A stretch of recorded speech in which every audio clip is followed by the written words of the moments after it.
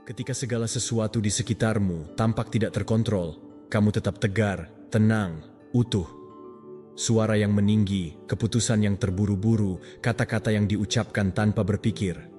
Tetapi kamu tetap tegar, bukan karena kamu tidak peka, tetapi karena kamu telah belajar untuk tidak bereaksi dengan dorongan momen. Kamu telah membudidayakan pikiran yang tidak menyerah pada kekacauan eksternal. Mempertahankan kendali ketika semuanya hancur bukanlah kesombongan atau ketidakpedulian. Itu adalah disiplin. Itu adalah kebajikan yang diperhalus oleh para Stoik selama bertahun-tahun. Mengetahui bahwa penguasaan sejati bukanlah menundukkan orang lain, tetapi menguasai diri sendiri. Sementara dunia bereaksi dengan putus asa, kamu memilih ketenangan. Sementara yang lain berteriak, kamu mendengarkan. Sementara banyak yang tenggelam dalam emosi mereka, kamu bernavigasi dengan tenang. Pelatihan ini tidak mudah, tetapi mengubah. Itu menjadikanmu tidak rentan terhadap penghinaan, kebal terhadap manipulasi, tahan terhadap badai batin, karena kamu tidak lagi hidup dengan bereaksi, tetapi memilih. Kamu tidak dapat mengendalikan dunia, tetapi kamu dapat mengendalikan pikiranmu. Dan ketika kamu berhasil, tidak ada yang dapat mengganggumu. Itulah janji filosofi Stoik, menjadi pemilik mutlak dirimu sendiri, meskipun segala sesuatu yang lain hancur. Sebelum melanjutkan, lihat komentar dan tulis dengan tegas. Hari ini saya memutuskan untuk tidak terganggu ketika segala sesuatu bergejolak. Dengan demikian, kamu menandatangani komitmenmu untuk memperkuat karaktermu dan melangkah di jalan penguasaan batin. Tulis sekarang dan buatlah itu nyata. Perhatikan baik-baik setiap pelajaran ini yang akan membuat perbedaan.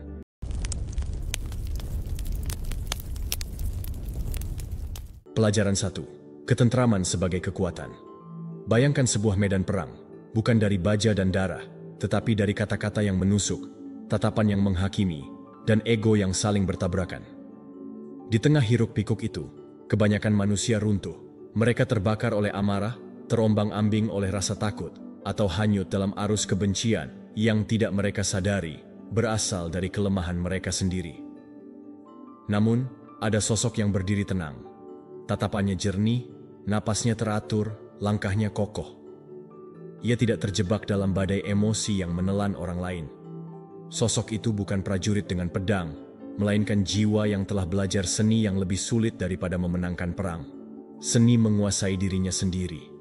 Inilah inti dari stoikisme yang dihidupi Marcus Aurelius ketika ia menulis di tengah tekanan peperangan, bahwa kekuatan terbesar manusia bukanlah menundukkan musuh, melainkan menundukkan dirinya sendiri.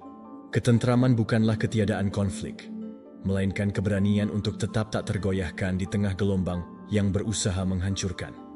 Seneca pernah menulis bahwa kemarahan adalah kegilaan sesaat, dan siapa yang menyerah padanya telah memberikan kekuasaannya pada hal-hal di luar dirinya. Maka, ketika orang lain kehilangan kendali, ketika suara mereka meninggi, ketika wajah mereka memerah oleh emosi, justru disitulah ujian sejati kita dimulai. Apakah kita akan menjadi api yang membalas api, atau air yang memadamkan? Apakah kita akan larut dalam histeria kolektif, atau justru menjadi poros yang tidak tergoyahkan? Menjadi pusat ketenangan yang membuat orang lain akhirnya sadar bahwa mereka telah hanyut? Carl Jung berbicara tentang bayangan, sisi gelap manusia yang seringkali muncul dalam momen ketika kendali hilang. Di saat orang lain meledak oleh bayangannya sendiri, tugas kita bukan ikut terbakar, melainkan menjadi cermin yang tidak retak, memperlihatkan betapa lemahnya mereka ketika melupakan kesadaran. Aristoteles menyebut pengendalian diri sebagai salah satu bentuk kebajikan tertinggi, karena hanya jiwa yang terlatih yang bisa menolak kesenangan sesaat, atau amarah yang menggoda untuk melawan dengan buta. Dengan disiplin yang tak terlihat oleh mata, kita menjadi benteng yang tidak bisa ditembus. Bukan karena kita tidak bisa marah, tetapi karena kita memilih jalan yang lebih sulit. Jalan diam yang berwibawa, jalan respon yang penuh kejernihan. Ketenangan yang sejati tidak pernah lahir dari kelemahan. Ia lahir dari kekuatan yang telah diuji. Orang yang rapuh akan gemetar menghadapi hinaan. Orang yang lemah akan terpecah oleh provokasi. Tetapi orang yang telah berlatih pikiran dan jiwanya mampu tersenyum di tengah badai. Epictetus, seorang budak yang menjadi filsuf besar, berkata bahwa kita tidak berkuasa atas peristiwa, tetapi kita berkuasa penuh atas sikap kita terhadap peristiwa itu. Jika seseorang menjerit di hadapanmu, itu miliknya. Jika seseorang meracuni udara dengan kebencian, itu beban yang ia pilih untuk pikul.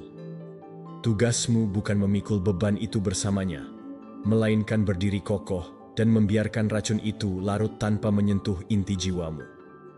Dalam dunia modern, di mana media sosial telah menjadi medan perang baru, kita melihat bagaimana orang saling membakar dengan kata-kata, bagaimana komentar bisa menjadi peluru, bagaimana provokasi kecil bisa memicu amarah massal. Tapi ingatlah, semakin gaduh dunia, semakin berharga ketenanganmu. Semakin banyak orang yang kehilangan kendali, semakin kuat dirimu ketika mampu mempertahankan kejernihan. Inilah paradoks yang harus kita pahami. Kontrol bukanlah pengekangan, melainkan kebebasan. Karena hanya orang yang mampu mengendalikan dirinya sendiri yang benar-benar bebas. Ketika orang lain kehilangan kendali, biarkan mereka menjadi pelajaran hidup. Lihat bagaimana tubuh mereka tegang, bagaimana napas mereka terengah, bagaimana pikiran mereka kehilangan arah. Lihatlah mereka bukan dengan ejekan, tetapi dengan belas kasih. Karena di balik itu semua adalah jiwa yang belum menemukan jalannya. Dan ketika engkau tetap tenang, bukan hanya engkau melindungi dirimu, engkau juga sedang memberi ruang bagi mereka untuk kembali menemukan pijakan. Kehadiranmu yang tenang adalah obat yang tidak mereka sadari sedang mereka butuhkan. Ketentraman yang kokoh ini, yang tidak tergoyahkan oleh provokasi, adalah kekuatan yang akan membawamu melewati segala musim hidup. Sebab badai akan selalu datang, dalam pekerjaan, dalam hubungan, dalam masyarakat. Ada orang yang akan mencoba mengguncangmu, menguji batasmu, bahkan menjatuhkanmu. Tetapi ingatlah, tugasmu bukan memenangkan setiap perdebatan, melainkan memenangkan dirimu sendiri. Kemenangan sejati bukanlah ketika orang lain bungkam oleh argumenmu, melainkan ketika jiwamu tetap damai, meski dunia berusaha mengguncangnya. Seperti seorang kapten kapal yang tidak bisa mengendalikan arah angin, tetapi bisa mengendalikan layarnya, engkau pun tidak bisa mengatur dunia agar selalu selaras dengan keinginanmu. Dunia akan gaduh, orang akan kehilangan kendali, tetapi engkau selalu memiliki pilihan, menyerah pada badai, atau mengatur layar dengan tenang dan melanjutkan perjalanan. Maka, saat dunia bergetar, biarlah engkau menjadi tanah yang tetap kokoh. Saat suara membelah udara, biarlah hatimu menjadi ruang yang hening.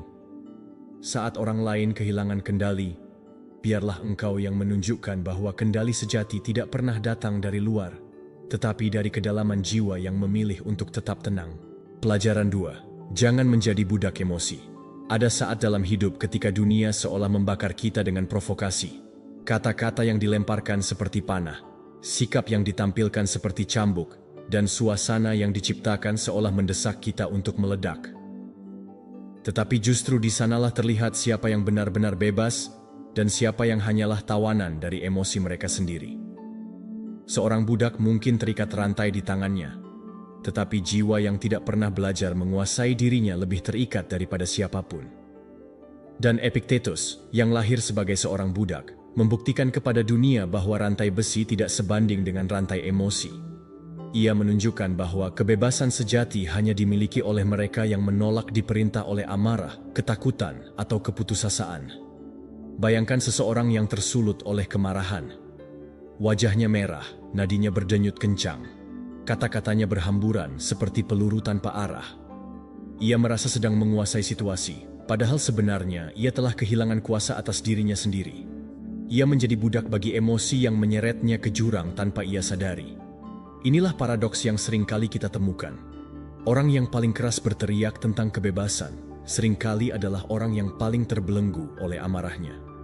Marcus Aurelius menulis dalam Meditations, bahwa siapapun yang bisa membuatmu marah telah menjadi tuan atasmu. Maka, setiap kali engkau menyerah pada amarah, engkau sedang menyerahkan kunci kebebasanmu kepada tangan orang lain.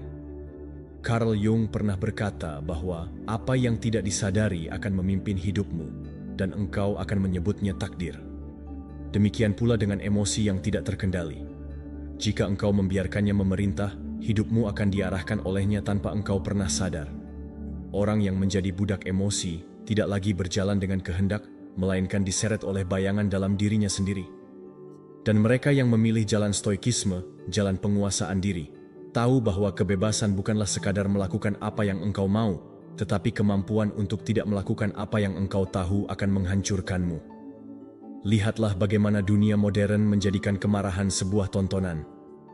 Media sosial penuh dengan orang-orang yang berlomba membakar dirinya demi perhatian sesaat. Mereka berperang dengan komentar, saling lempar hinaan, dan merasa gagah karena ribuan mata menyaksikan. Namun dalam pandangan seorang filsuf, itu bukanlah kekuatan. Itu adalah kelemahan yang dipertontonkan. Kekuasaan sejati adalah ketika engkau bisa membalas tetapi memilih diam. Ketika engkau bisa menghancurkan tetapi memilih menjaga. Ketika engkau bisa tenggelam dalam badai tetapi memilih menjadi batu karang yang tak tergoyahkan. Aristoteles mengatakan bahwa kemarahan itu mudah, tetapi marah pada orang yang tepat, pada saat yang tepat, dengan cara yang tepat, untuk tujuan yang tepat, itulah yang sulit. Dan justru disitulah letak kemuliaan seorang manusia. Engkau bukanlah binatang yang bereaksi terhadap setiap rangsangan. Engkau bukan mesin yang diprogram oleh impuls sesaat. Engkau adalah makhluk dengan kesadaran, makhluk yang mampu memilih. Dan pilihan itu, pilihan untuk tetap tenang saat dunia berusaha mengacaukanmu, adalah tanda kebebasanmu yang paling agung. Kehidupan akan terus menguji batasmu. Orang-orang akan datang dengan hinaan, dunia akan melemparmu ke dalam situasi yang tidak adil, bahkan orang terdekatmu bisa saja melukai dengan kata-kata yang tajam. Tetapi disinilah letak ujian sebenarnya. Apakah engkau akan membiarkan luka itu mengubahmu menjadi sesuatu yang bukan dirimu? Atau engkau akan tetap teguh, tetap jernih, tetap memilih jalan yang benar, meski jalan itu terasa berat? Stoikisme mengajarkan kita bahwa tidak ada seorang pun yang bisa merusak jiwa kita tanpa persetujuan kita sendiri. Maka setiap kali engkau tergoda untuk kehilangan kendali, tanyakan pada dirimu, apakah engkau rela menyerahkan kekuasaanmu kepada orang lain? Ketenangan bukanlah ketiadaan emosi, tetapi ketiadaan perbudakan oleh emosi. Ia adalah seni berdiri tegak di tengah api tanpa terbakar, seni berjalan di atas lautan badai tanpa tenggelam. Mereka yang mampu melakukan ini bukanlah orang tanpa perasaan, melainkan orang dengan perasaan yang dalam, tetapi tidak membiarkan perasaan itu menenggelamkan akal sehatnya. Mereka adalah prajurit batin yang setiap hari bertempur bukan melawan musuh di luar, tetapi melawan musuh dalam diri yang jauh lebih berbahaya. Ketika engkau berhasil mengendalikan dirimu, dunia mulai berubah di hadapanmu. Provokasi yang dulu bisa menghancurkanmu kini hanya terdengar seperti gema jauh yang tidak lagi menyentuh inti hatimu. Hinaan berubah menjadi latihan, kesulitan berubah menjadi guru, dan konflik berubah menjadi panggung, di mana engkau membuktikan ketangguhanmu. Inilah yang dimaksud Seneca ketika ia berkata bahwa tidak ada orang yang lebih kuat daripada mereka yang telah menguasai dirinya sendiri. Karena apa arti menguasai kerajaan jika dirimu sendiri terus diperintah oleh badai dalam pikiranmu? Pada akhirnya, kebebasan sejati bukanlah memiliki dunia, melainkan memiliki dirimu sendiri. Jangan biarkan dirimu menjadi budak dari sesuatu yang lahir dalam dirimu sendiri. Jangan biarkan amarah, ketakutan, atau kesedihan menjadi penguasa yang membelenggumu. Karena di saat engkau kehilangan kendali, engkau bukan hanya kehilangan momen, engkau kehilangan dirimu. Tetapi di saat engkau tetap tenang, engkau bukan hanya memenangkan pertarungan hari itu, engkau sedang melatih jiwa untuk menghadapi ribuan hari ke depan. Maka, tetaplah mengendalikan dirimu saat orang lain kehilangan kendali. Jadilah manusia yang bebas, bukan budak dari emosi yang rapuh. Pelajaran 3. Kekuatan disiplin mental. Ada kekuatan yang lebih besar daripada otot, lebih tajam daripada pedang, dan lebih tahan lama daripada tembok kota kuno. Kekuatan itu adalah disiplin mental. Sejak zaman Romawi, para filsuf Stoik telah berulang kali mengingatkan bahwa manusia bukanlah apa yang menimpanya, melainkan apa yang dipilihnya untuk dipikirkan dan bagaimana ia merespons. Marcus Aurelius, seorang kaisar yang mengendalikan salah satu kekaisaran terbesar dalam sejarah, menuliskan kata-kata abadi di dalam Meditations. Engkau memiliki kuasa atas pikiranmu, bukan atas peristiwa di luar. Sadarilah ini, dan engkau akan menemukan kekuatan. Kata-kata itu lahir bukan dari teori kosong, melainkan dari pengalaman seorang pemimpin yang harus tetap jernih di tengah peperangan, pengkhianatan, dan kematian yang selalu mengintai. Disiplin mental adalah benteng tak terlihat yang memisahkan mereka yang tenggelam dalam kekacauan dari mereka yang tetap utuh. Ia bukan sekadar kemampuan untuk menahan diri, melainkan seni mengarahkan pikiran ke tempat yang benar, meski dunia berteriak untuk menyeretmu ke jurang. Lihatlah bagaimana orang-orang di sekitarmu kehilangan kendali. Satu ejekan kecil bisa membuat mereka meledak. Satu kabar buruk bisa mematahkan semangat mereka. Satu rintangan bisa membuat mereka menyerah.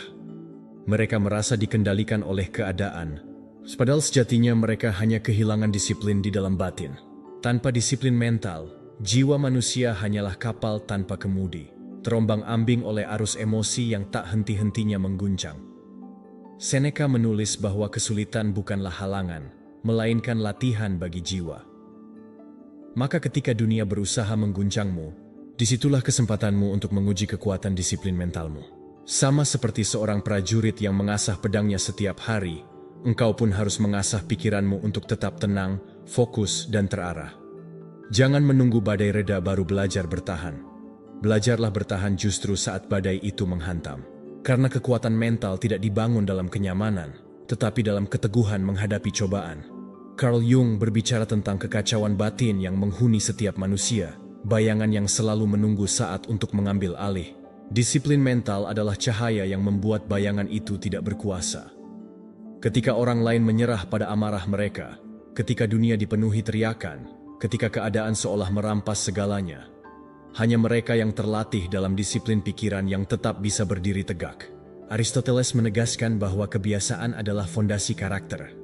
Maka, latihlah pikiranmu setiap hari untuk tidak menjadi budak emosi, biasakan dirimu untuk menunda reaksi, biasakan dirimu untuk memilih jeda sebelum menjawab, biasakan dirimu untuk melihat lebih luas dari sekadar momen sesaat. Disiplin mental bukanlah menekan perasaan, melainkan menempatkan perasaan pada tempatnya. Seorang prajurit tidak membuang pedangnya, tetapi ia mengendalikannya agar tidak membunuh orang yang tidak bersalah. Begitu pula seorang manusia yang berdisiplin mental tidak membuang emosinya, melainkan mengendalikannya agar menjadi kekuatan, bukan kelemahan. Amarah bisa berubah menjadi keberanian, kesedihan bisa berubah menjadi empati, ketakutan bisa berubah menjadi kewaspadaan, asalkan pikiran tetap menjadi panglima tertinggi. Tanpa disiplin mental, emosi adalah tiran. Dengan disiplin mental, emosi menjadi prajurit setia. Di dunia yang berisik ini, di mana provokasi datang dari segala arah, dari layar yang selalu menyala, dari berita yang membanjir, dari orang-orang yang kehilangan arah, disiplin mental adalah bentuk pemberontakan tertinggi. Dunia ingin engkau tergesa-gesa, ingin engkau marah tanpa pikir panjang, ingin engkau bereaksi impulsif seperti massa. Tetapi stoikisme mengajarkan jalan sebaliknya. Berhenti sejenak, tarik napas, dan biarkan kejernihan yang memimpin. Itulah kekuatan yang membuatmu berbeda. Itulah kekuatan yang membebaskanmu. Bayangkan dirimu seperti seorang jenderal yang memimpin pasukan dalam kekacauan. Pasukanmu adalah pikiran, emosi, dan keinginan. Jika engkau lemah, pasukan itu akan memberontak dan menghancurkanmu dari dalam. Tetapi jika engkau berdisiplin, mereka akan tunduk padamu, berjalan dalam harmoni, dan menjadikanmu tak terkalahkan. Disiplin mental adalah seni kepemimpinan terhadap dirimu sendiri. Bagaimana mungkin engkau memimpin orang lain jika pikiranmu sendiri tidak bisa engkau kendalikan? Bagaimana mungkin engkau menaklukkan dunia jika engkau kalah oleh dirimu sendiri?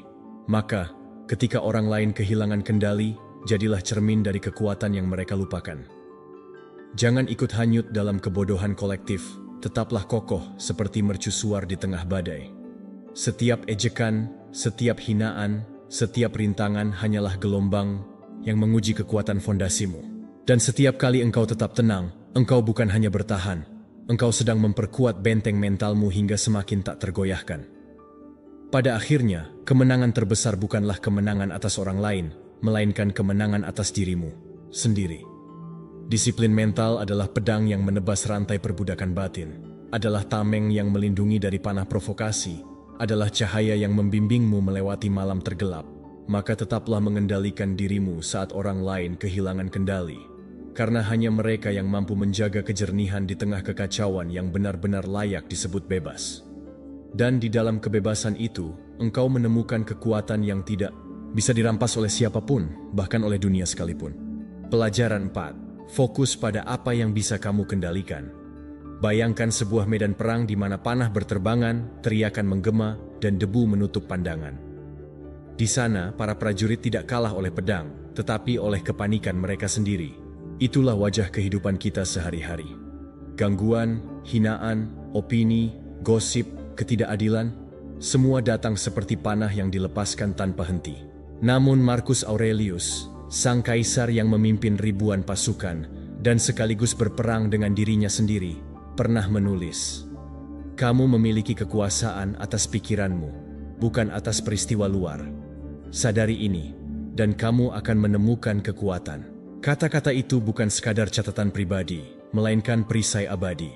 Di saat dunia kehilangan kendali, ketika orang lain meledak dalam amarah, hanyut dalam kepanikan, atau tenggelam dalam keluhan, kekuatan sejati bukanlah ikut terseret arus, melainkan tetap tegak di tengah badai.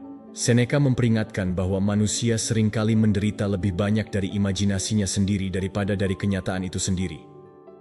Maka, tragedi terbesar bukanlah hinaan yang kita terima, melainkan ketika kita menyerahkan kendali batin kita pada tangan orang lain. Jika seseorang melukai egomu, lalu kamu kehilangan dirimu dalam amarah, apakah itu bukan berarti kamu telah memberikan otoritas atas jiwamu kepada orang yang bahkan tidak bisa menguasai dirinya sendiri? Lihatlah bagaimana dunia modern menjerat kita. Media sosial adalah arena gladiator baru, tempat orang saling menyerang dengan kata-kata. Mereka yang tidak mengendalikan diri mereka sendiri membiarkan setiap komentar menusuk hati, setiap rumor menjadi cambuk yang mengikat harga diri. Padahal seperti yang diajarkan Epictetus, tidaklah hal-hal yang mengganggumu, melainkan opini tentang hal-hal itu. Seseorang bisa memanggilmu dengan nama apapun, bisa memutarbalikkan fakta, bisa menyebarkan fitnah, tetapi hanya ketika kamu memberi izinlah luka itu menjadi nyata. Kendalikan pintu masuk ke dalam batinmu, dan dunia tidak lagi memiliki kunci serta ketenanganmu. Carl Jung berkata bahwa mereka yang memandang keluar hanya akan bermimpi, tetapi mereka yang berani memandang ke dalam akan terbangun. Saat orang lain kehilangan kendali, saat dunia terjebak dalam histeria, hanya jiwa yang terjaga yang dapat melihat jelas. Tidak ada yang benar-benar dapat menyentuhmu tanpa izinku, kecuali aku sendiri yang membiarkan pintu itu terbuka. Kendali atas pikiran adalah benteng terakhir, dan benteng itu tidak bisa ditaklukkan kecuali oleh pengkhianatan dari dalam. Sejarah mengajarkan kita bahwa peradaban runtuh bukan karena musuh dari luar, melainkan karena kegagalan mengendalikan diri dari dalam. Lihatlah Roma, yang membangun kekuatan dengan disiplin besi namun hancur oleh kerakusan, dekadensi, dan kehilangan kendali. Itu adalah peringatan keras bagi setiap individu. Kekuasaan terluar tidak ada artinya jika jiwa di dalamnya rapuh. Kamu bisa memiliki kerajaan, kekayaan, pengaruh, tetapi jika sekali saja emosimu dikuasai oleh orang lain, kamu telah menjadi budak di tengah istana emasmu sendiri. Mengendalikan diri bukan berarti menjadi dingin atau kaku seperti batu. Justru, sebaliknya, itu adalah seni tertinggi dalam memilih respons. Seperti seorang maestro yang tidak membiarkan orkestra kacau walau satu instrumen fals, demikian pula manusia yang berdaulat atas dirinya tidak membiarkan teriakan dunia mengacaukan simfoni batinnya. Aristoteles menegaskan bahwa kebajikan sejati berada di tengah, bukan berlebihan, bukan kekurangan. Amarah pada waktunya, kesabaran pada tempatnya, keberanian pada momennya. Mengendalikan diri adalah kemampuan menyalurkan kekuatan tepat pada titiknya, bukan menghamburkannya dalam letupan tak terkendali. Bayangkan ketika seseorang menyinggungmu di depan banyak orang, menantang harga dirimu dengan kata-kata yang tajam. Naluri primitif mungkin mendesakmu untuk membalas seketika, menyalakan api lebih besar, namun di sanalah pilihanmu diuji. Jika kamu bisa menahan lidahmu, mengatur napasmu, dan tersenyum tenang, bukan karena lemah, melainkan karena kamu memilih untuk tidak menjadi budak provokasi, maka sesungguhnya kamulah yang memenangkan pertempuran. Orang itu mungkin mengira telah menang, tetapi kemenangan palsunya akan segera runtuh ketika ia sadar bahwa kata-katanya hanyalah panah yang patah di depan perisai kesadaranmu. Setiap hari dunia akan mencoba menarikmu keluar dari bentengmu. Akan ada yang memprovokasi, ada yang meremehkan, ada yang berusaha membuatmu kehilangan kendali. Tetapi ingatlah, seperti kata Epictetus, jika seseorang membuatmu marah, ketahuilah itu bukan orang itu yang menguasaimu, tetapi kelemahanmu sendiri. Maka, tugas kita bukanlah menuntut dunia berhenti memprovokasi, melainkan memperkuat dinding batin, sehingga provokasi itu kehilangan daya. Kendalikan yang bisa kamu kendalikan, pikiranmu, pilihanmu, tindakanmu. Lepaskan yang tidak bisa kamu kendalikan, opini orang, perilaku orang, ketidakadilan yang datang dari luar.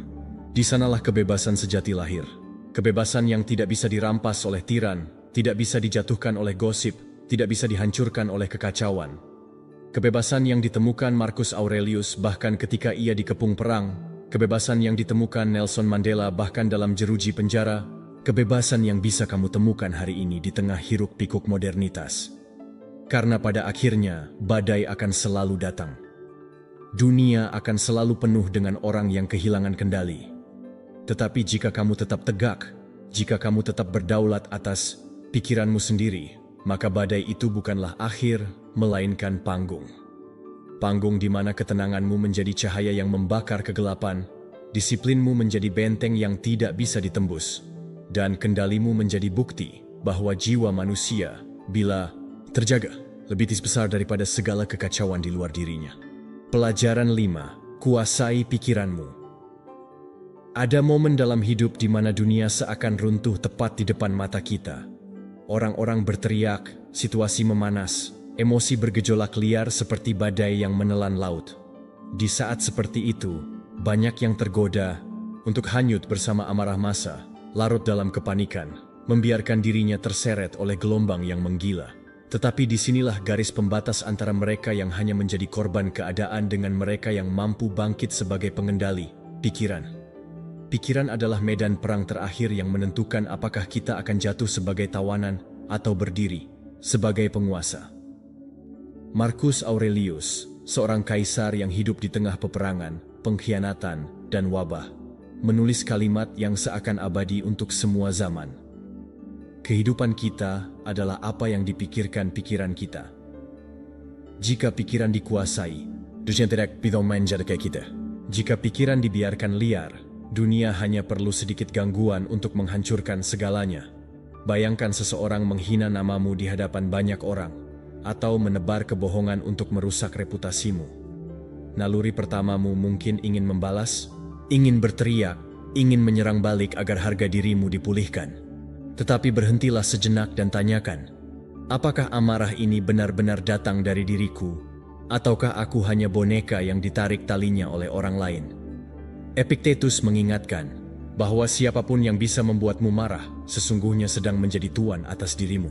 Dan jika kamu tak mampu menahan diri, kamu telah memberikan kendali atas jiwamu kepada orang yang bahkan tak bisa mengendalikan lidahnya sendiri. Jalan menuju kekuasaan sejati bukanlah menguasai orang lain, melainkan menguasai pikiran sendiri. Seneca menulis bahwa kita seringkali lebih menderita dalam imajinasi kita daripada dalam kenyataan itu sendiri. Bayangan tentang apa yang bisa terjadi, rasa takut tentang opini orang lain, dugaan tentang masa depan, semua itu adalah rantai tak kasat mata yang mengikat kaki kita. Seringkali penderitaan itu hanya ada di dalam kepala kita, dan bukan di realitas. Jika kita bisa membungkam gemuruh itu, kita menemukan ruang yang hening, ruang di mana kendali sejati bersemayam. Carl Jung berbicara tentang bayangan, sisi gelap dalam diri yang sering kita tolak. Saat kita gagal menguasai pikiran, bayangan itu mengambil alih dan membuat kita bertindak di luar kendali. Tetapi keberanian untuk melihat ke dalam, menghadapi bayangan itu, dan mengintegrasikannya membuat kita lebih utuh. Kuasai pikiranmu, dan kamu menguasai bayanganmu. Kuasai bayanganmu, dan kamu bukan lagi korban dari dorongan tak sadar. Sejarah membuktikan bahwa manusia yang bisa menguasai pikirannya memiliki kekuatan melampaui raja dan panglima. Alexander Agung mungkin menaklukkan dunia dengan pedangnya, tetapi ia tidak mampu menaklukkan hasrat dan emosinya sendiri. Sebaliknya, Socrates yang tidak memiliki pasukan atau kerajaan, tetap tak tergoyahkan bahkan saat racun di tangannya menjadi tiket menuju kematian. Ia berkata dengan ketenangan mutlak, karena ia tahu tubuhnya bisa direnggut, tetapi pikirannya adalah wilayah yang tidak bisa disentuh siapapun. Inilah perbedaan antara kekuasaan semu dan kekuasaan sejati. Di dunia modern, ujian kita tidak lagi berupa panah atau pedang, melainkan distraksi dan provokasi yang datang tanpa henti. Media sosial, opini publik, tekanan sosial, semua mendesak kita untuk bereaksi instan. Tetapi kekuatan sejati terletak pada kemampuan untuk berhenti, untuk tidak segera terseret dalam arus. Seseorang bisa menulis komentar penuh kebencian kepadamu, tetapi kamu punya pilihan. Apakah kamu akan merespons dengan amarah yang sama? Ataukah kamu akan tersenyum, menyadari bahwa kata-kata itu hanyalah gema kosong yang tak bisa menembus benteng pikiranmu tanpa izinmu? Menguasai pikiran bukan berarti menutup diri dari dunia, tetapi berarti memilih bagaimana dunia bisa masuk. Seperti seorang penjaga gerbang kota yang menentukan siapa yang boleh masuk dan siapa yang ditolak, demikian pula pikiranmu adalah benteng. Jika kamu membiarkan setiap hal masuk tanpa saringan, kota batinmu akan penuh dengan kekacauan. Tetapi jika kamu menjaga pintu itu dengan disiplin, hanya kebajikan, visi, dan kebenaran yang akan bertahan di dalam. Dan dari sanalah lahir ketenangan, fokus, dan kekuatan yang tak bisa ditumbangkan oleh badai apapun. Aristoteles menyebut kebajikan sebagai jalan tengah. Menguasai pikiran berarti tidak membiarkan diri terjebak dalam ekstrem, bukan menekan emosi hingga mati rasa, tetapi juga bukan membiarkan emosi berkuasa. Kuasa atas pikiran adalah seni menyalurkan energi ke arah yang benar, seperti sungai besar yang diarahkan membentuk kehidupan, bukan banjir yang menghancurkan segalanya. Itu bukan berarti kamu tidak akan pernah marah atau takut, tetapi berarti marahmu adalah marah yang terkendali. Takutmu adalah takut yang bijaksana, dan keberanianmu bukanlah kebodohan. Hidup akan selalu menguji kita dengan situasi yang tak bisa kita kendalikan. Kehilangan orang tercinta, pengkhianatan teman, kegagalan besar, semua itu berada di luar genggaman kita. Tetapi bagaimana kita menafsirkan, bagaimana kita merespons, itulah wilayah kekuasaan kita. Kuasai pikiranmu, maka bahkan saat dunia terbakar, kamu tetap bisa berjalan di atas bara tanpa terbakar. Karena api luar tidak bisa membakar jiwa yang sudah menguasai apinya sendiri. Dan di titik inilah kita menemukan kebebasan sejati. Kebebasan yang tak bisa diberikan oleh negara, tak bisa dijatuhkan oleh musuh, tak bisa dicuri oleh siapapun. Kebebasan yang datang ketika kamu menyadari bahwa pikiranmu adalah kerajaan yang luas dan kamulah rajanya. Jika kamu gagal menguasai kerajaan ini, tak ada gunanya menaklukkan kerajaan dunia. Tetapi jika kamu berhasil menguasainya, maka bahkan dalam penjara sekalipun, jiwamu tetap lebih merdeka daripada para tiran yang duduk di singgasana emas. Maka, kuasailah pikiranmu. Jangan biarkan orang lain menekan tombol-tombol dalam dirimu, seolah kamu hanya mesin yang bereaksi. Jangan biarkan dunia yang kehilangan kendali menyeretmu dalam kegilaan yang sama. Jadilah pusat badai yang tetap tenang, jadilah obor di tengah kegelapan, jadilah bukti hidup bahwa kendali sejati bukan tentang menaklukkan dunia, melainkan tentang menaklukkan dirimu sendiri. Karena pada akhirnya, yang membedakan manusia yang jatuh dan manusia yang bangkit bukanlah kekuatan otot atau kekayaan harta, melainkan satu hal sederhana namun abadi. Kemampuan untuk menguasai pikiran, bahkan ketika dunia di sekitarnya terbakar. Pelajaran 6. Kebajikan sebagai panduan dalam badai. Di tengah dunia yang berputar dengan kecepatan gila, di mana teriakan kemarahan dan kegaduhan massa memekakkan telinga, hanya ada satu kompas yang tidak pernah rusak, satu bintang yang tetap bersinar bahkan saat langit ditutupi awan badai, kebajikan. Semua yang lain, kekuasaan, uang, pujian, opini, akan terguncang dan runtuh ketika badai datang. Tetapi kebajikan adalah jangkar yang menahan jiwa tetap teguh, adalah obor yang tidak bisa dipadamkan oleh angin paling kencang sekalipun. Marcus Aurelius, seorang kaisar yang hidup di tengah peperangan, pengkhianatan, dan wabah, menuliskan dengan tegas, "Jika sesuatu tidak benar, jangan lakukan. Jika sesuatu tidak benar, jangan katakan." Begitulah sederhana tetapi tak tergoyah prinsipnya. Di tengah kebisingan dunia, jalan pulang selalu ada, dan itu adalah jalan kebajikan. Bayangkan sebuah kapal yang dihantam badai. Ombak setinggi gunung memukul keras, angin melolong. Awak kapal berteriak kehilangan arah. Sebagian berlari ke kanan, sebagian ke kiri, sebagian ingin menyerah, sebagian ingin memberontak. Tetapi di tengah kekacauan itu, kapten yang sejati tidak bertanya kemana angin bertiup, melainkan kembali ke kompasnya. Ia tahu, tanpa kompas, kapal ini hanya akan berputar-putar hingga pecah di karang. Begitulah jiwa manusia tanpa kebajikan, mudah terseret oleh opini orang, mudah terbakar oleh amarah, mudah dilumpuhkan oleh ketakutan. Tetapi dengan kebajikan, meski badai tak bisa dihentikan, arah tetap jelas. Seneca pernah berkata, tidak, ada angin yang menguntungkan bagi kapal yang tidak tahu kemana ia hendak berlayar. Kata-kata ini adalah pengingat bahwa kebajikan bukan sekadar teori moral, melainkan arah kehidupan. Dalam badai emosi, kebajikan adalah yang memisahkan reaksi, buta dari tindakan yang berlandaskan prinsip. Di saat orang lain kehilangan kendali, kebajikan menjadi tiang yang membuatmu berdiri ketika semua orang lain runtuh. Epictetus, seorang budak yang kemudian menjadi filsuf, hidup dalam kondisi yang paling rapuh, di mana kebebasannya bisa dirampas kapan saja. Tetapi ia menyadari satu hal yang tidak bisa disentuh tuannya, integritas batin. Ia menolak menyerahkan jiwanya kepada kebencian atau keputusasaan, karena ia tahu kebajikanlah benteng sejati.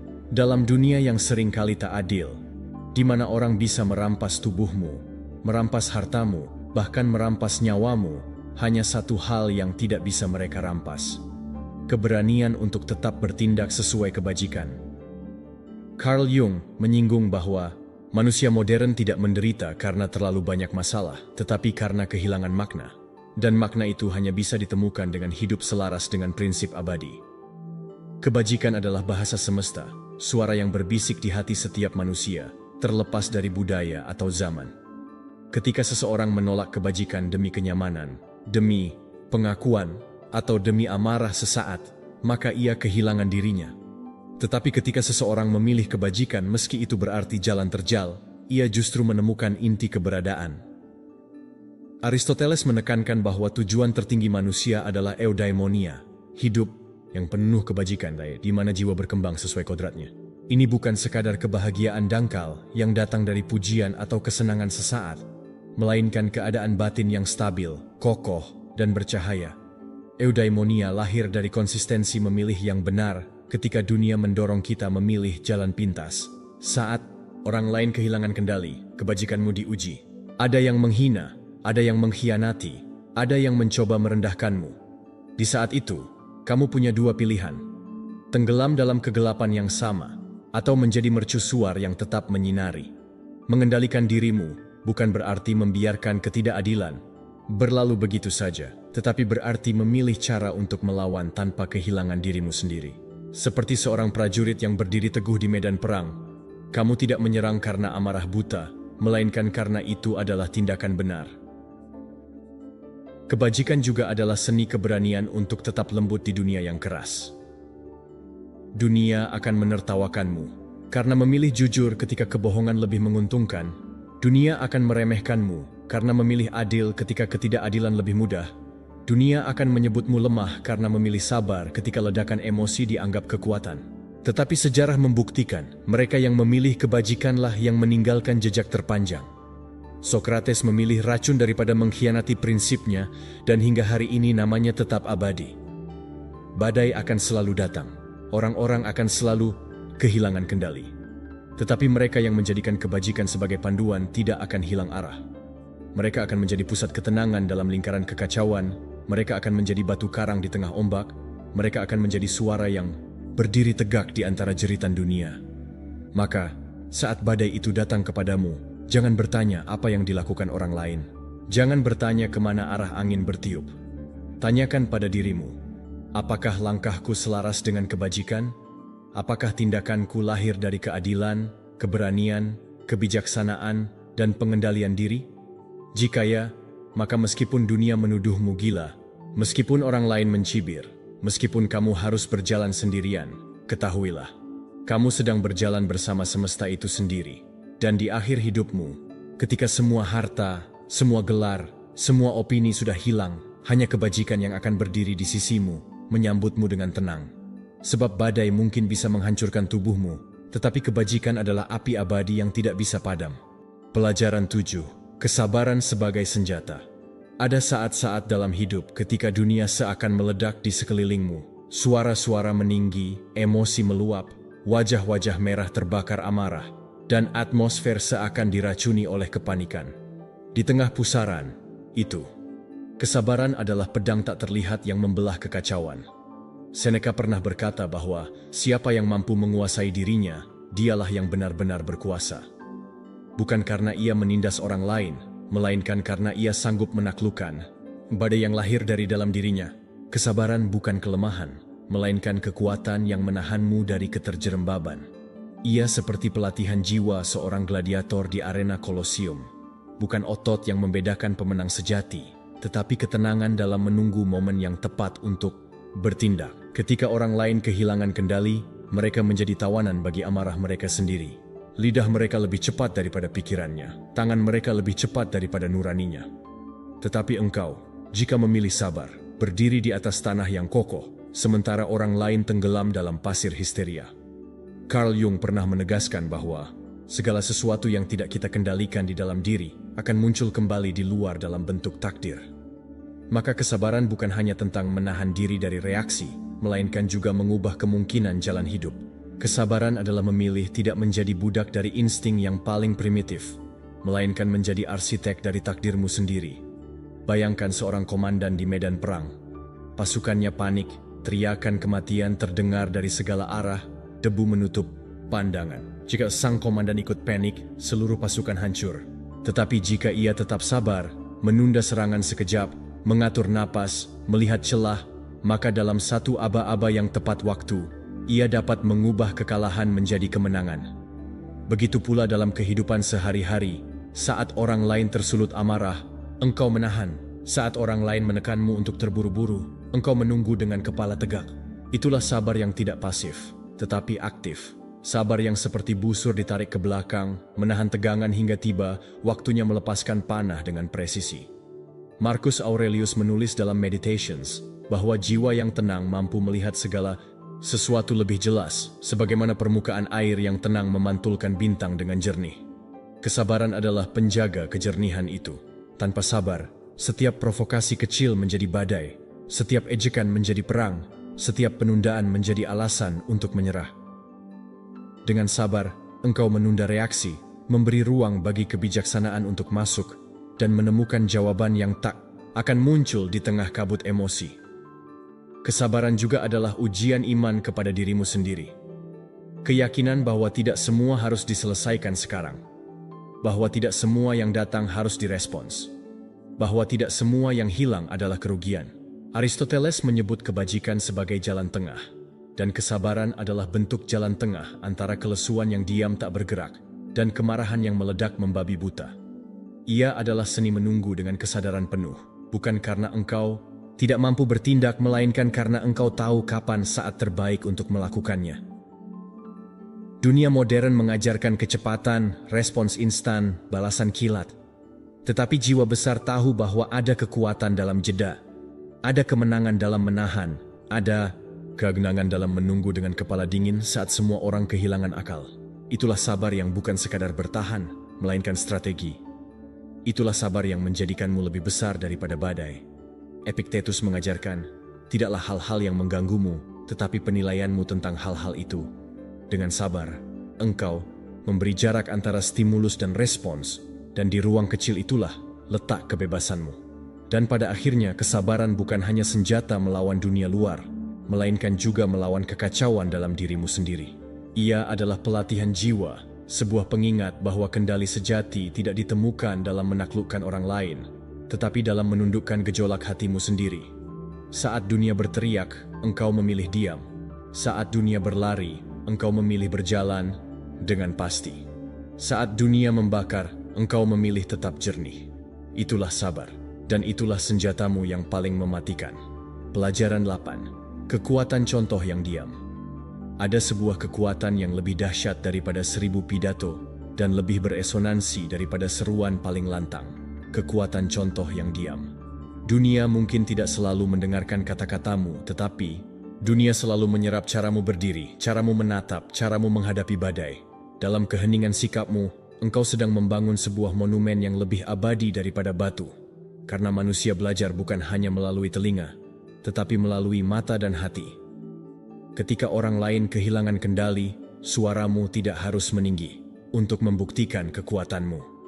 Sebaliknya, dengan kesabaran yang tenang, dengan sikap yang terkendali, engkau telah menunjukkan pelajaran yang lebih mendalam daripada 1000 wejangan.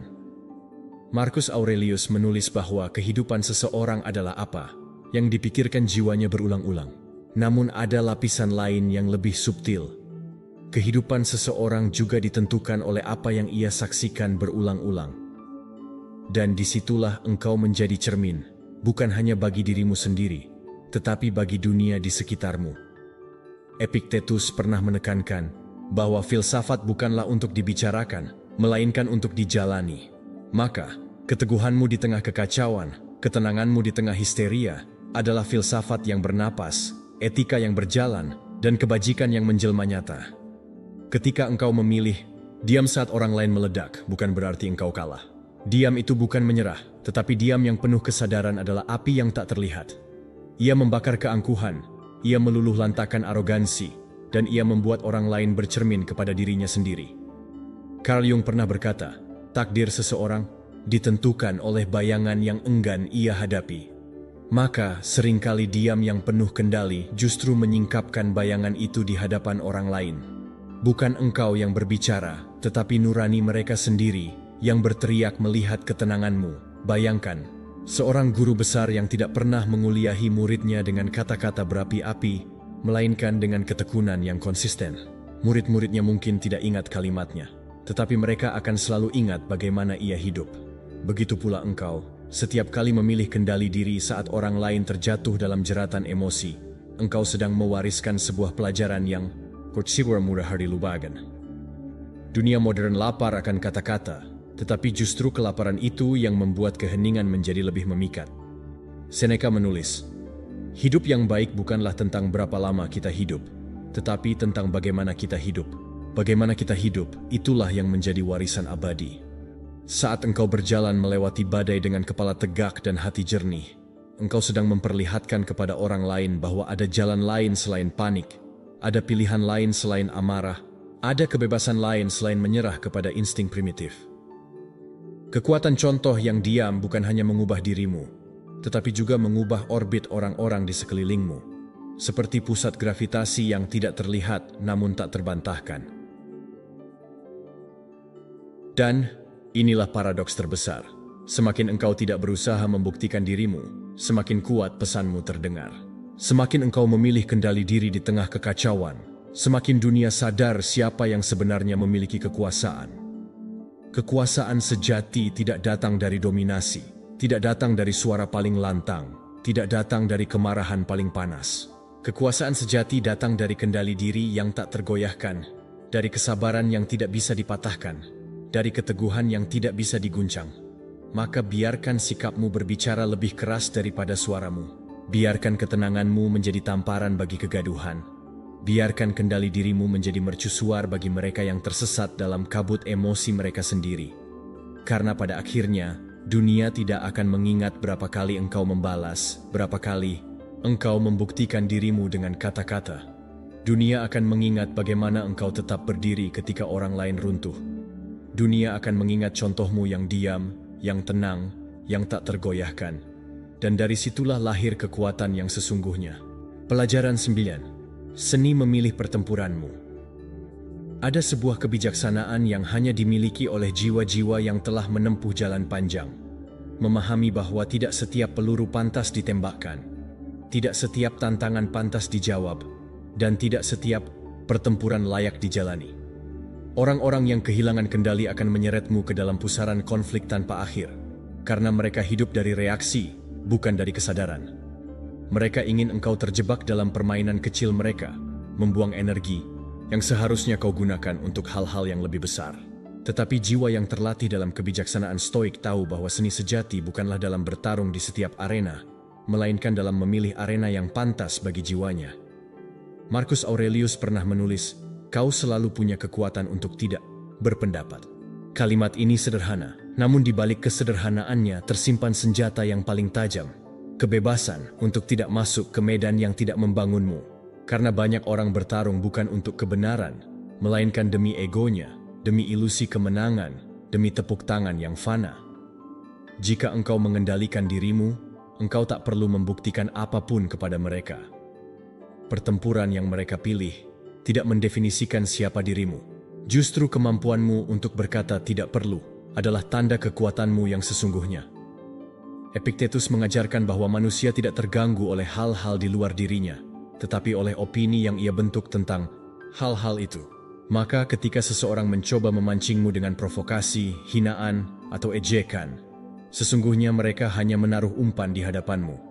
Engkau yang menentukan apakah umpan itu layak disentuh atau dibiarkan. Dan disinilah letak seni memilih pertempuran. Bukan sekadar menahan diri, tetapi mengarahkan energi pada hal-hal yang benar-benar mengangkat jiwa, yang benar-benar membangun jalan panjangmu menuju tujuan yang lebih tinggi. Carl Jung mengingatkan kita bahwa seseorang menjadi budak dari hal-hal yang ia tolak untuk sadari. Betapa seringnya manusia masuk ke dalam pertempuran sia-sia karena bayangan dalam dirinya sendiri belum ditaklukkan. Amarahnya bukan pada lawannya, melainkan pada dirinya sendiri.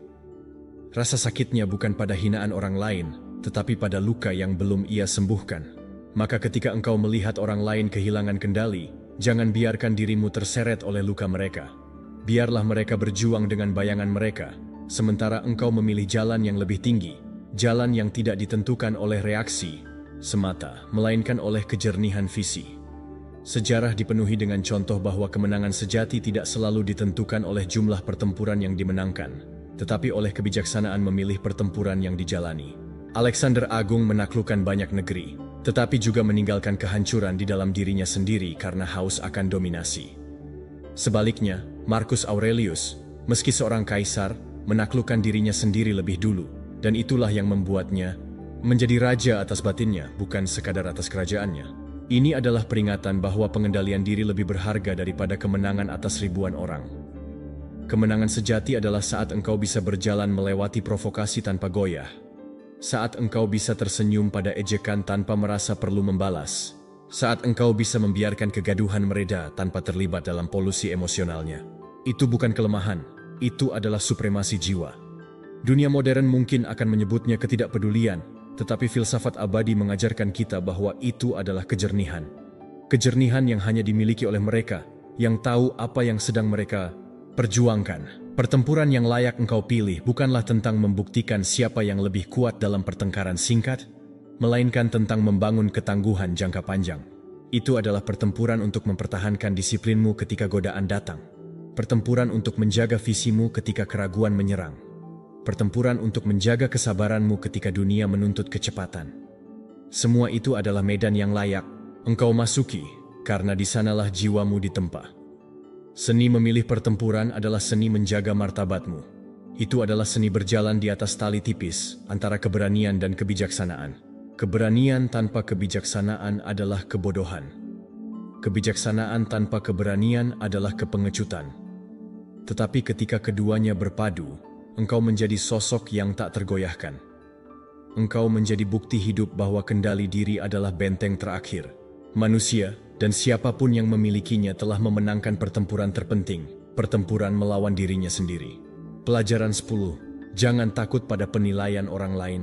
Setiap langkah dalam hidup ini bagaikan berjalan di atas panggung terbuka, di mana tatapan manusia menjadi sorot lampu, komentar mereka menjadi tepuk tangan atau cemooh yang menggema di dalam dada.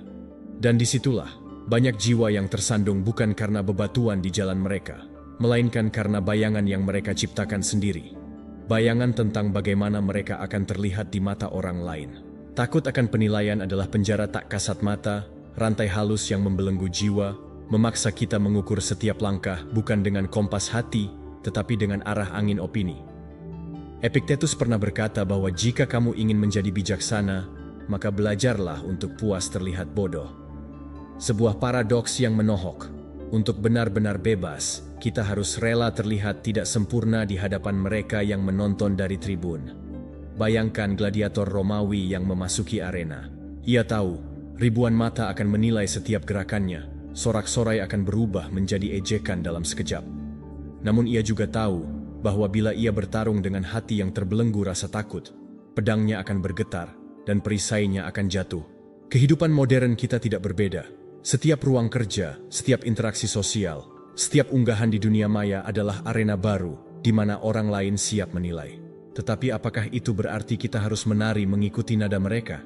Marcus Aurelius, sang kaisar yang juga filsuf, menuliskan dalam Meditations. Aku sering bertanya pada diriku sendiri, bagaimana mungkin manusia lebih menghargai opini orang lain dibanding suara jiwanya sendiri? Kata-kata ini lahir dari seorang penguasa dunia, yang bisa saja tunduk pada tepukan tangan massa, namun justru memilih kesunyian batinnya sebagai raja yang sejati. Ketika kita hidup dari satu penilaian ke penilaian lain, kita seperti kapal tanpa kemudi, terseret ombak dan angin yang tak menentu. Hari ini kita dianggap baik, esok dianggap buruk. Hari ini kita dipuji, esok kita dicaci. Dan jika kita tidak berhenti, kita akan mendapati diri kita hancur oleh pasang surut itu, kehilangan inti yang membuat kita unik. Carl Jung pernah mengingatkan bahwa individuasi, proses menemukan diri sejati, tidak pernah terjadi jika kita terus-menerus menyesuaikan wajah kita dengan topeng yang diharapkan orang lain. Jiwa kita diciptakan untuk berkembang, bukan untuk menjadi cermin yang hanya memantulkan ekspektasi dunia. Lihatlah sejarah para pemikir besar. Sokrates dihukum mati karena kebenaran yang ia suarakan tidak sesuai dengan opini mayoritas. Galileo diejek karena pandangannya dianggap gila, hingga akhirnya dunia mengakui bahwa bumi benar-benar berputar. Setiap langkah maju dalam peradaban, kita datang bukan dari mereka yang tunduk pada penilaian, melainkan dari mereka yang berani melawan arus opini, menanggung ejekan, bahkan menerima penderitaan demi sebuah kebenaran. Maka tanyakan pada dirimu, apakah kamu akan hidup sebagai boneka yang bergerak sesuai tepukan tangan, atau sebagai manusia sejati yang berjalan dengan keyakinan, sekalipun itu berarti berjalan sendirian? Ketakutan pada penilaian seringkali lahir dari ketidakmampuan kita untuk mengendalikan diri saat dunia kehilangan kendali. Orang lain dengan segala emosinya, dengan segala prasangkanya, dengan segala luka batinnya, akan selalu memproyeksikan pandangan mereka kepadamu. Mereka akan berkata, kamu terlalu keras, terlalu lembut, terlalu ambisius, terlalu pasif. Tetapi dengarlah, itu bukan tentangmu, itu tentang mereka.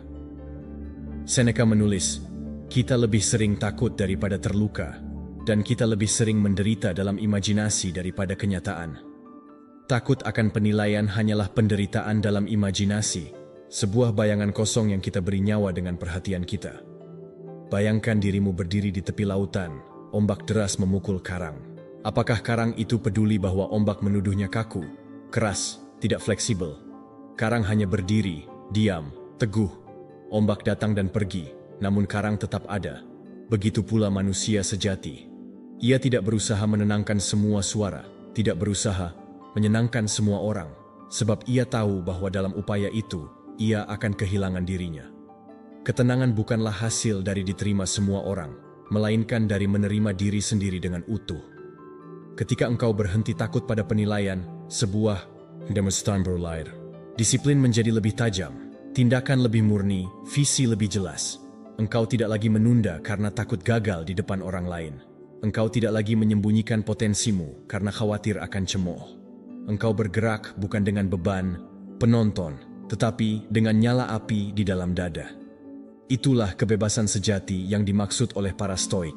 Kebebasan yang tidak bisa diberikan atau diambil oleh siapapun, karena ia lahir dari keputusan untuk berdiri teguh di atas tanah batinmu sendiri. Maka, berdirilah hari ini dengan keteguhan itu. Biarkan dunia berbicara, biarkan mereka menilai, biarkan lidah mereka bergetar dengan kritik atau pujian. Itu bukan urusanmu. Urusanmu adalah menjalani hidupmu dengan kejernihan, keberanian, dan integritas. Urusanmu adalah memastikan bahwa saat malam tiba dan dunia terlelap, engkau bisa menatap dirimu di cermin dan berkata, "Aku telah hidup sesuai dengan kebenaran hatiku." Dan pada saat itu, engkau akan memahami apa arti kebebasan yang sejati. Bebas dari penilaian, bebas dari cemooh, bebas dari tepukan tangan, bebas untuk menjadi dirimu yang paling murni. Pelajaran 11, ketahanan sebagai perisai. Ada momen dalam hidup ketika badai tidak hanya mengetuk pintu, tetapi menghancurkannya sekaligus. Angin ribut masuk, mengacaukan segalanya, merobohkan fondasi yang kau kira kokoh. Orang-orang di sekelilingmu kehilangan arah, terhisap ke dalam kepanikan mereka sendiri, terjebak dalam amarah, kebingungan, dan ketakutan.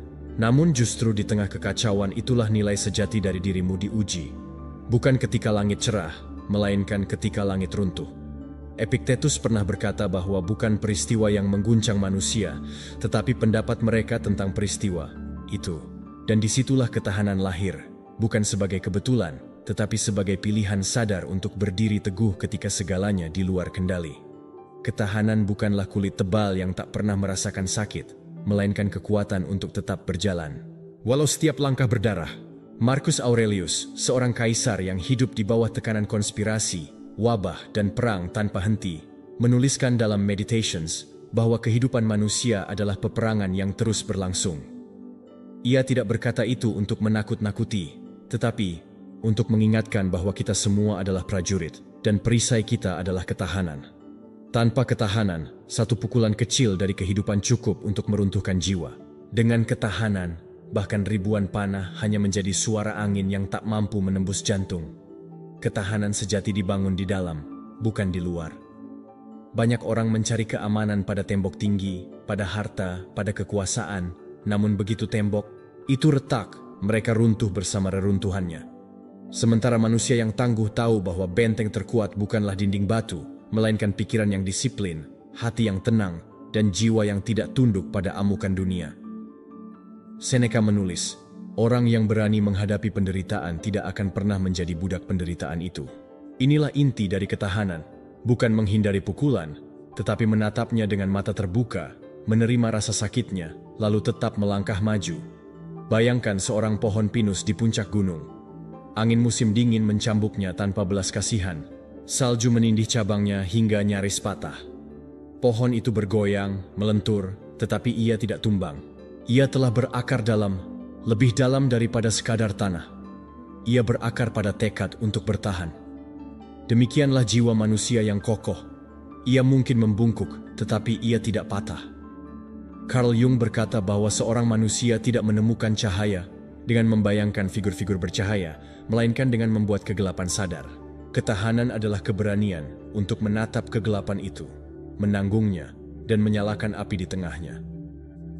Dalam kehidupan sehari-hari, ketahanan berarti tetap mengendalikan diri saat orang lain kehilangan kendali. Dunia penuh dengan individu yang rapuh, mudah terbakar oleh hinaan, mudah runtuh oleh kegagalan kecil, mudah hancur oleh kata-kata. Tetapi engkau, jika ingin hidup sebagai manusia yang berdaulat atas dirinya sendiri, harus belajar berdiri teguh ketika sekelilingmu runtuh. Tidak perlu ikut terbakar dalam api orang lain, tidak perlu ikut hanyut dalam arus kepanikan. Jadilah mercusuar, tetap tegak, tetap bersinar, meskipun kapal-kapal di sekelilingmu karam satu persatu. Ketahanan bukanlah pemberian, melainkan hasil dari disiplin harian. Dari kesanggupanmu menahan diri untuk tidak bereaksi saat diejek. Dari kemampuanmu untuk menatap kegagalan dan menggunakannya sebagai bahan bakar, bukan alasan untuk menyerah. Dari pilihanmu untuk mengasah pikiranmu dengan kebijaksanaan para filsuf, alih-alih membiarkannya diracuni opini dunia. Aristotle berkata bahwa kebajikan terbentuk dari kebiasaan, maka ketahanan bukanlah momen heroik sesaat, melainkan akumulasi dari ribuan pilihan kecil untuk tetap teguh saat lebih mudah untuk runtuh. Setiap kali engkau memilih untuk berdiri ketika tubuhmu ingin rebah, setiap kali engkau memilih diam ketika lidahmu ingin membalas, setiap kali engkau memilih bergerak maju ketika hatimu ingin berhenti, engkau sedang menempa perisai ketahananmu. Dan perisai itu, sekali ditempa, akan menjadi warisan tak ternilai. Perlindungan dari kekacauan dunia, benteng bagi jiwamu, tanda bahwa engkau bukan korban keadaan, tetapi penguasa atas dirimu sendiri. Pada akhirnya, ketahanan bukan sekadar bertahan hidup, tetapi bertahan dengan kehormatan. Siapapun bisa bernafas, siapapun bisa melanjutkan hari, tetapi tidak semua bisa melakukannya dengan ketenangan, dengan kejernihan, dengan kepala tegak. Ketahanan adalah seni menjalani kehidupan tanpa membiarkan kehidupan merampas jiwamu. Ia adalah perisai yang memungkinkanmu berjalan ke dalam badai, bukan dengan ketakutan, tetapi dengan keyakinan bahwa apapun yang terjadi, engkau tidak bisa dihancurkan. Pelajaran 12. Kemenangan batin atas kekacauan. Ada satu medan perang yang lebih menentukan daripada segala peperangan di darat, laut, atau udara. Medan perang di dalam dirimu sendiri. Tidak ada pedang yang lebih tajam dari pikiran yang tak terkendali. Tidak ada musuh yang lebih berbahaya daripada jiwamu yang terbelah oleh ketakutan dan amarah. Kekacauan di luar hanya bisa melukai tubuh, tetapi kekacauan di dalam bisa merobek jiwamu hingga tak bersisa. Inilah mengapa para filsuf besar, dari Marcus Aurelius hingga Carl Jung, menekankan bahwa kemenangan sejati bukanlah menguasai orang lain, melainkan menaklukkan diri sendiri. Kekacauan selalu mengintai, di jalanan, dalam ruang rapat, di meja makan, bahkan di ranjang malam hari saat pikiranmu berisik dan tubuhmu ingin istirahat. Kekacauan hadir dalam bentuk orang yang marah-marah tanpa kendali, dalam bentuk kabar buruk yang tiba-tiba menghancurkan, rencana dalam bentuk penghinaan yang menusuk harga dirimu. Dunia luar tidak akan pernah berhenti menciptakan badai, tetapi kemenangan batin adalah kemampuan untuk tetap menjadi pusat ketenangan ketika ombak mencoba menenggelamkanmu. Seperti batu karang di tengah samudra yang dihantam gelombang ribuan kali, namun tidak pernah goyah. Seneca menulis bahwa manusia yang bijaksana tidak mencari badai, tetapi ketika badai datang, ia tidak berdoa agar badai berhenti, ia melatih dirinya agar bisa berlayar di dalamnya. Inilah kemenangan batin, bukan menolak kenyataan, tetapi menundukkan reaksimu terhadap kenyataan itu. Epictetus mengingatkan kita bahwa kendali sejati hanya ada pada pikiran, keinginan, dan tindakan kita sendiri. Segala sesuatu di luar itu hanyalah ilusi kepemilikan. Maka kemenangan batin lahir ketika engkau berhenti mencoba mengatur hal-hal yang memang tidak pernah berada di bawah kendalimu, dan mulai menaklukkan hal-hal yang benar-benar bisa engkau kendalikan, dirimu sendiri. Bayangkan seorang jenderal yang memimpin pasukannya di tengah medan perang. Panah-panah beterbangan, teriakan musuh menggetarkan tanah, ketakutan merayap ke hati prajurit. Jika jenderal itu kehilangan kendali, jika ia panik, pasukan akan runtuh, bukan karena kekuatan musuh, tetapi karena hilangnya pusat ketenangan. Demikianlah dirimu. Engkau adalah jenderal dari dirimu sendiri. Jika engkau goyah, seluruh pasukan pikiran dan tindakanmu tercerai-berai. Tetapi jika engkau tetap tenang, jika engkau memimpin dirimu dengan kejernihan, maka bahkan badai terdahsyat pun tidak bisa meruntuhkanmu. Carl Jung menulis bahwa kekacauan adalah panggilan bagi jiwa untuk menata ulang dirinya. Tidak ada transformasi tanpa gesekan. Tidak ada pencerahan tanpa kegelapan. Maka setiap kali engkau menghadapi kekacauan, jangan melihatnya sebagai malapetaka. Lihatlah sebagai undangan untuk memperkuat dirimu. Kemenangan batin bukan berarti hidup tanpa luka, tapi hidup dengan luka yang berubah menjadi tanda keberanian. Setiap kali engkau tidak membalas hinaan dengan hinaan, setiap kali engkau memilih tenang ketika orang lain meledak, setiap kali engkau memilih bijaksana ketika dunia menuntut reaksi instan, itulah kemenangan kecil yang membangun kemenangan besar. Aristoteles mengajarkan bahwa kebesaran bukanlah dalam sekali tindakan, tetapi dalam kebiasaan yang diulang. Maka kemenangan batin adalah latihan harian. Latihan untuk duduk tenang ketika jantung berdegup kencang. Latihan untuk menahan lidah ketika egomu ingin berbicara. Latihan untuk mendengar suaramu sendiri di tengah keramaian suara orang lain. Perlahan, kemenangan ini menumpuk, membentuk benteng tak terlihat yang melindungimu dari serangan luar. Pada akhirnya, kemenangan batin adalah kebebasan sejati. Dunia bisa merampas hartamu, merusak reputasimu, bahkan melukai tubuhmu. Tetapi jika engkau tetap berdaulat atas pikiranmu, engkau telah menang. Marcus Aurelius, yang dikelilingi pengkhianatan, perang, dan wabah, menulis bahwa manusia selalu memiliki benteng di dalam dirinya. Sebuah tempat yang tak bisa disentuh siapapun, kecuali ia sendiri yang membiarkannya dirusak. Inilah benteng, kemenangan batin. Dan ketika engkau telah mencapai titik ini, dunia luar tidak lagi menakutkan. Kekacauan bukan lagi musuh, melainkan latar panggung tempat engkau menunjukkan kejernihanmu. Orang-orang mungkin kehilangan kendali, tetapi engkau tidak. Mereka mungkin terbakar oleh amarah, tetapi engkau tetap air yang menenangkan. Mereka mungkin larut dalam kepanikan, tetapi engkau berdiri sebagai bukti hidup bahwa manusia bisa memilih ketenangan. Inilah kemenangan sejati, kemenangan yang tidak memerlukan penonton, tidak memerlukan tepuk tangan, karena hadiah terbesarnya adalah jiwa yang merdeka. Pada akhirnya 12 pelajaran ini bukan sekadar kumpulan teori atau kata-kata indah dari masa lalu. Ia adalah peta perjalanan yang menuntun kita dari kerapuhan menuju keteguhan, dari kebingungan menuju kejernihan, dari ketergantungan menuju kemandirian batin. Dari mindset yang jernih, keyakinan yang teguh, visi yang tak tergoyahkan, disiplin yang membentuk, hingga ketangguhan yang melindungi jiwa kita saat dunia terguncang. Dari tindakan yang berakar pada tujuan, rasa syukur yang menjaga hati tetap rendah hati, kemampuan beradaptasi yang menguatkan kita dalam badai, pembelajaran yang terus menyalakan api pengetahuan, sampai pada kemenangan batin yang menjaga kita tetap utuh bahkan ketika dunia di luar kacau. Semua ini berpuncak pada satu inti, penguasaan diri.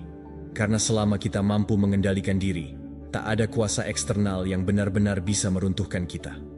Dan kini, tugasmu jelas, hiduplah bukan sebagai korban keadaan, melainkan sebagai penguasa atas dirimu sendiri. Biarlah dunia berisik, biarlah orang lain hilang kendali, biarlah badai mengguncang dari segala arah, tetapi kamu tetaplah tegak. Jadilah benteng yang tak tergoyahkan, jiwa yang tak terbakar oleh api luar, mercusuar yang bersinar justru ketika kegelapan paling pekat. Ingatlah kata Marcus Aurelius, kemenangan terbesar adalah mengalahkan dirimu sendiri.